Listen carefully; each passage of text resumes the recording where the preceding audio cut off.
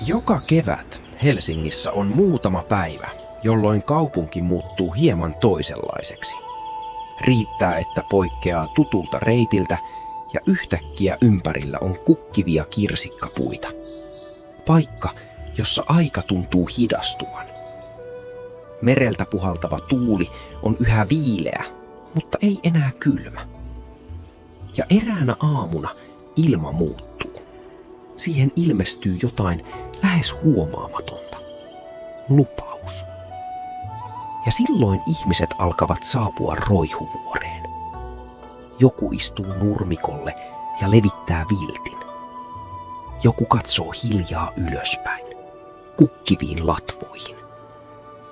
Joku nauraa kuvatessaan ystäviään ja yrittää tallentaa hetken, jolloin terälehdet jäävät leijumaan ilmaan. Kaikki tapahtuu ilman kiirettä. Hetkeksi tuntuu, kuin koko kaupunki eläisi toisin. Joskus tuuli voimistuu, ja silloin alkaa hiljainen sade. Terälehdet irtoavat oksista ja putoavat hitaasti pyörien. Laskeutuvat harteille, hiuksiin, avoimille käsille. Jossain lähistöllä kuuluu kaupungin ääniä, mutta täällä jopa melu muuttuu pehmeämmäksi, aivan kuin tunnelma itse vaimentaisi kaiken ympäriltä. Tämä ei ole vain puisto. Tämä on paikka, jossa kaupunki sallii itsensä olla hieman toisenlainen, hieman japanilaisempi, hieman unenomaisempi.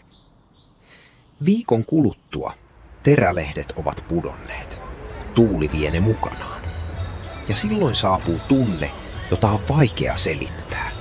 Kevyt haikeus, johon sekoittuu kiitollisuutta. Koska tietää, tämä kestää vain hetken. Mutta juuri siksi ihmiset tulevat tänne, saadakseen edes hetkeksi tuntea, että ovat keskellä jotain haurasta ja kaunista. Ja ehtiäkseen todella kokea sen.